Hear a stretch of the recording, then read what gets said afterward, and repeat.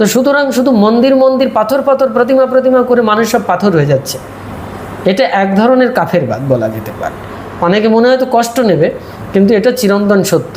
যদি তোমার কাছে প্রতিমা ডিভাইন না হয়ে ওঠে আর তোমার ভেতরে সত্যিকারের ডিভাইনিটি জাগ্রত না হয়, তাহলে তুমি হিন্দু নও আর তুমি প্রতিমা পূজকও নয়, তুমি পাথর প্রতিমা পূজক।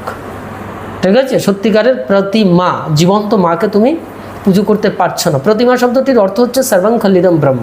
প্রতি মানে এভরিথিং, এভরিথিং। ঠিক আছে? হোল এন্টিটি যেটাকে বলা যাবে। আর মা মানে জগন্মাতা, মানে ওয়াইডল কি বলা যেতে পারে, ম্যাটারনিটি। ঠিক আছে? প্লাসেন্টাল মেমব্রেন, মহামাতৃকা জালিকা শক্তি। তার মানে প্রতি মা মানেই শুধুই পাথর নয়, যেখানে ডিভাইনিটির জাগ্রত হয়েছে, তোমার ভেতরে এই ডিভাইনিটি জাগ্রত হয়েছে, এই প্রতিমা বিশ্ব স্বরূপায় পরিণত হয়েছে, তখন তুমি প্রতিমা পুজো করতে পারো। আমাদের শাস্ত্রের সিদ্ধান্ত তাই আছে।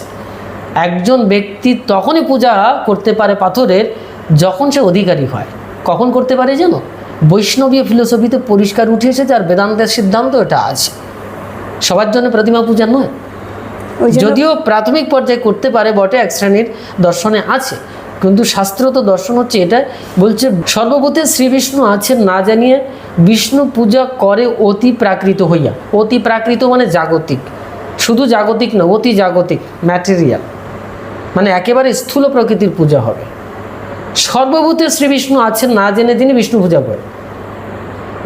বিষ্ণু পূজা মানে এই যে বিগ্রহাদির যে পুজো করবে, বিষ্ণুকে একটি ডাইমেনশন দেবে, একটি প্রতিমা নিয়ে আসবে, একটি পাথর বানাবে, তার আগে তাকে সর্বভূতে যে বিষ্ণু আছেন এটা তাকে জানতে হবে, অর্থাৎ ব্রহ্মবাদে প্রতিষ্ঠিত হতে হবে। সর্বং খলিদম ব্রহ্ম, এই ব্রহ্মজ্ঞান লাভের পরে গিয়ে তখন এইবার ব্যষ্টিতে পুজো করার অধিকার লাভ করতে পারে, বিষ্ণু পূজা করতে পারে। তখন সর্বভূতে শ্রী বিষ্ণু আছেন জানার পরে যদি তা না জেনে পূজা করে, তাহলে সেটা অতি জাগতিক পূজা হয়।